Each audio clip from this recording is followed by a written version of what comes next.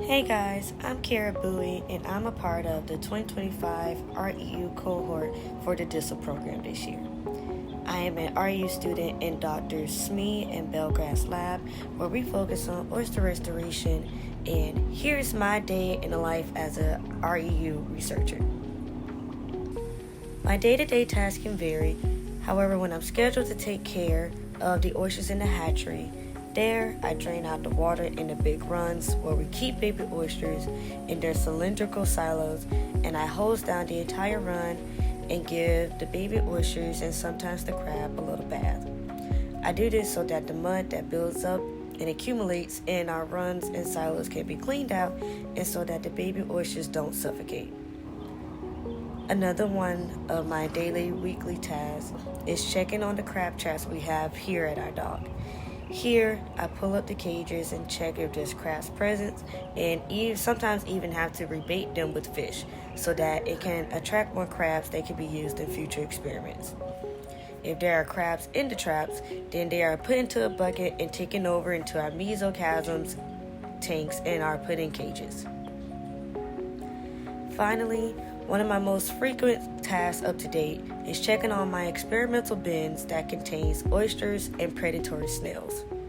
Here, I'm trying to figure out the predation rate of predatory snails or oyster drills against oysters. I have 16 bins, each containing one snail and each having different amount of oysters present in the bins. When I check on them, I write down the snail's behavior, like if they're climbing on the bin wall or if they're actively feeding on an oyster, etc. I also have to write down exactly what tile they're on and if they are on a tile where oysters are present or where oysters are not present. I also write down if they're attached to anything or if they're closed up, which means that could affect their feeding rate. I also check and see if their siphon is out or if it's back in their shell, and I also count how many oysters the snails have currently eaten. I check on them about 4 times a day from 8 a.m. to 8 p.m., which is why you might see me in my Laffy Taffy pajama pants.